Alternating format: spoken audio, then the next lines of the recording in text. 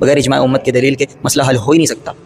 اسی طرح قیاس کو بھی دلیل نہیں مانتے کہتے ہیں، جبکہ قیاس خود کرتے ہیں، بہت سارے مسائل میں انہوں نے قیاس کیا ہے، اور سب سے بڑے قیاس تو یہی ہیں، انہوں نے ہمیں مقلد ہونے کا تانا دیا، ہمیں مقلد ہونے کا تانا دیتے ہیں، شرک کہتے ہیں، جبکہ اگر غور کیا جائے تو سب سے بڑے مقلد تو یہی ہے، ہر مسئلے پہ ہر فرد کی تقلید شخصی کرتے پھرتے ہیں، بغیر تقلید کے کوئی چارہ ہی نہیں ہے، اور تقلید کی تعریف کیا ہے وہ ہم کریں گے، کبھی ضرورت پڑی تو انشاءاللہ تقلید پر پوری مکمل ویڈیو بنائی جائے گی۔ تقلید سے کوئی شخص کوئی فرد بھی بچا ہوا نہیں ہے، اور جو کسی ائمہ میں سے کسی کی بھی تقلید نہیں کرتا، وہ فردن کسی نہ کسی کی تقلید کرتا ہے، تو سب سے بڑا مشرک کون ہوا؟ ہم جو کسی ایک امام کی تقلید کرتے ہیں، وہ جو ہر بندے کی ہر فرد کی تقلید کرتے ہیں، وہ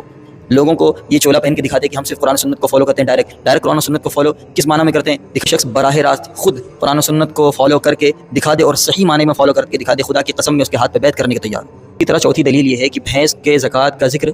حدیث مبارکہ میں نہیں آیا ہے، حدیث مبارک میں نہیں آیا ہے، لیکن بھینس کو بقرہ یعنی گائے پر قیاس کیا جاتا ہے۔ سب الجوامیس مع البقر، سفیان ثوری علیہ رحمہ کا قول ہے، بھینس کو گائے پر قیاس کر کے اس کی زکوٰۃ نکالی جاتی ہے۔ اس سے پتہ یہ چلا کہ بھینس گائے کے حکم میں ہے، جب زکوٰۃ میں گائے کے حکم میں ہے، اسی طرح قربانی میں بھی گائے کے حکم میں ہے۔ امام مالک علیہ رحمہ فرماتے ہیں انما ہی بقرہ، بھینس گائے ہی ہے، اور ایک مقام پر فرماتے ہیں الجوامیس والبقر سواء، کہ بھینس اور گائے دونوں ایک ہی ہیں، برابر ہیں۔ اب انہی غیر مقلدین جو قرآن و حدیث کا دعویٰ کرنے والے، جبکہ انہوں نے قرآن و حدیث کو صحیح معنی میں فالو نہیں کیا، اور ان کے بڑے